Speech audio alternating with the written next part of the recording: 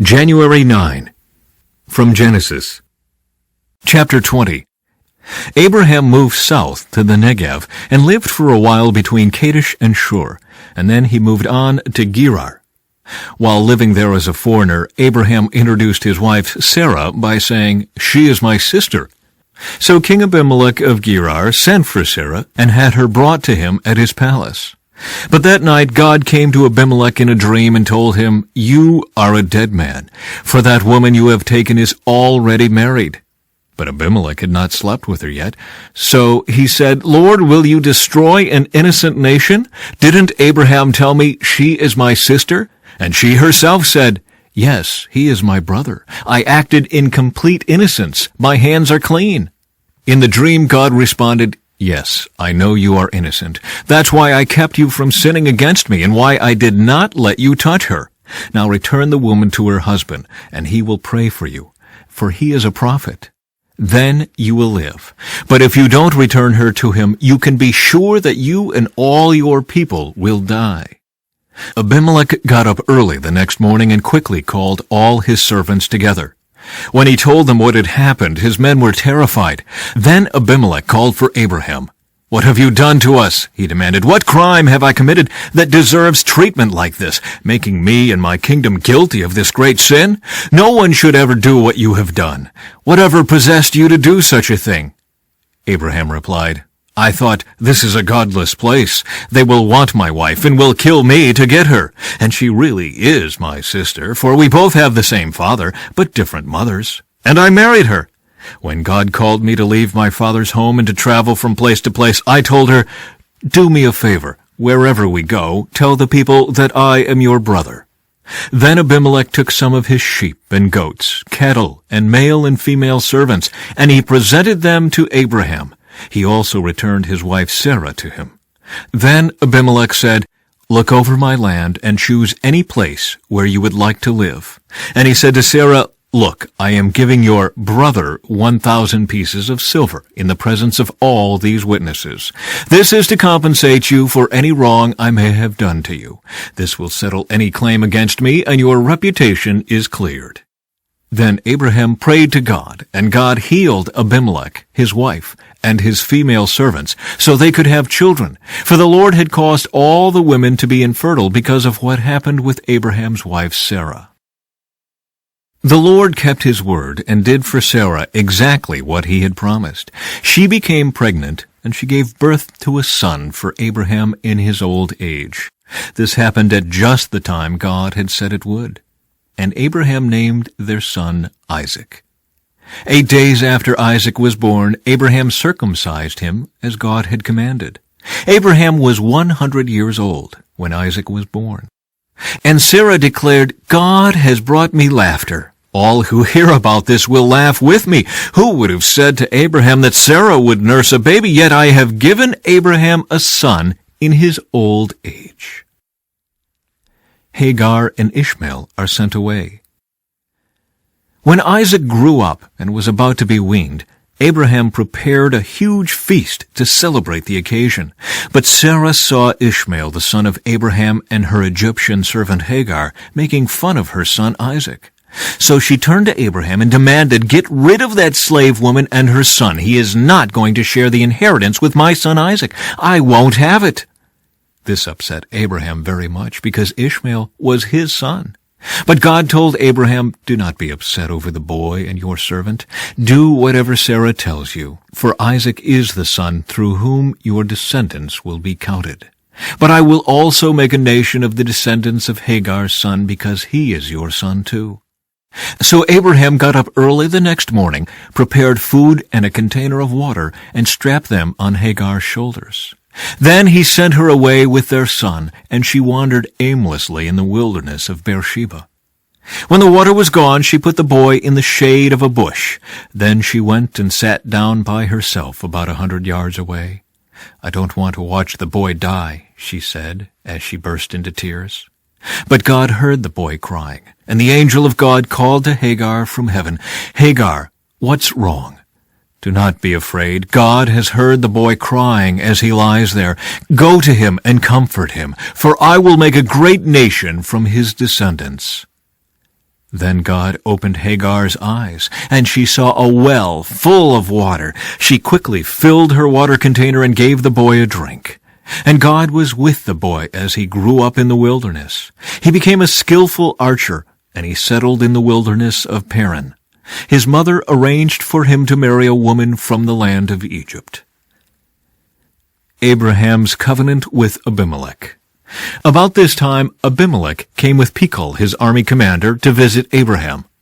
"God is obviously with you, helping you in everything you do," Abimelech said. "Swear to me in God's name that you will never deceive me, my children, or any of my descendants.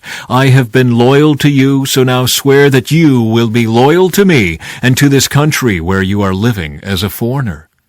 Abraham replied, "Yes, I swear to it."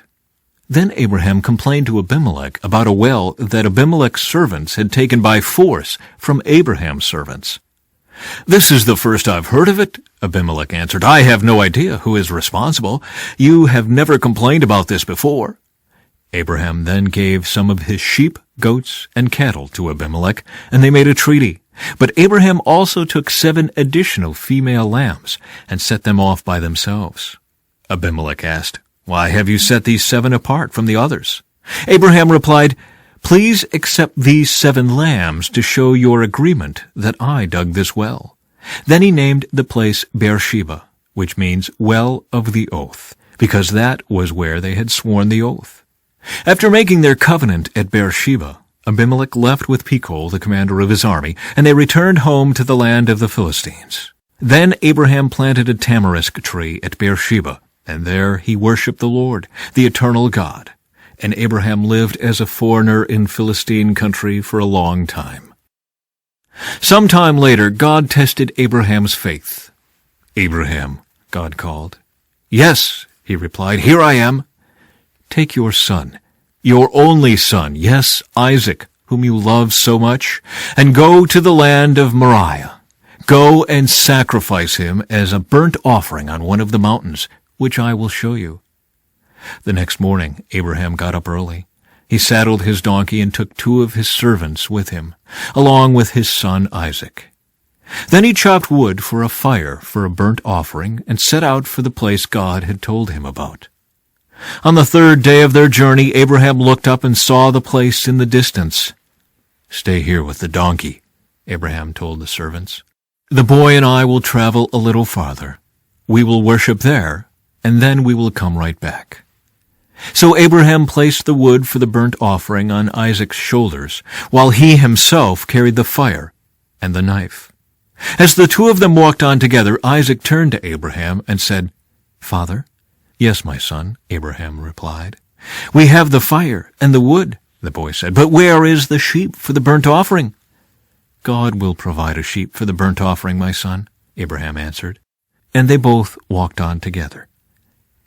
When they arrived at the place where God had told him to go, Abraham built an altar and arranged the wood on it.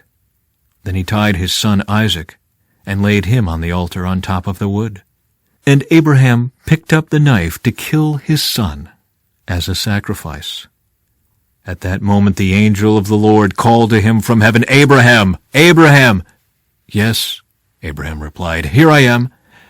"Don't lay a hand on the boy," the angel said. "Do not hurt him in any way, for now I know that you truly fear God. You have not withheld from me even your son, your only son." Then Abraham looked up and saw a ram caught by its horns in a thicket. So he took the ram and sacrificed it as a burnt offering in place of his son. Abraham named the place Yahweh-Yireh, which means the Lord will provide. To this day, people still use that name as a proverb. On the mountain of the Lord it will be provided. Then the angel of the Lord called again to Abraham from heaven. "This is what the Lord says, because you have obeyed me and have not withheld even your son, your only son, I swear by my own name that I will certainly bless you. I will multiply your descendants beyond number, like the stars in the sky and the sand on the seashore. Your descendants will conquer the cities of their enemies, and through your descendants all the nations of the earth will be blessed, all because you have obeyed me." Then they returned to the servants and traveled back to Beersheba, where Abraham continued to live. Soon after this, Abraham heard that Milcah, his brother Nahor's wife, had borne Nahor 8 sons. The oldest was named Uz. The next oldest was Buz, followed by Kemuel, the ancestor of the Arameans, Kezid, Hazo, Pildash, Jidlaph, and Bethuel. Bethuel became the father of Rebekah. In addition to these 8 sons from Milcah, Nahor had 4 other children from his concubine Reumah.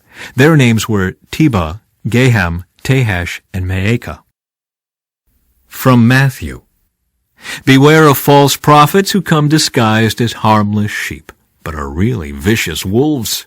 You can identify them by their fruit, that is, by the way they act. Can you pick grapes from thorn bushes or figs from thistles? A good tree produces good fruit, and a bad tree produces bad fruit.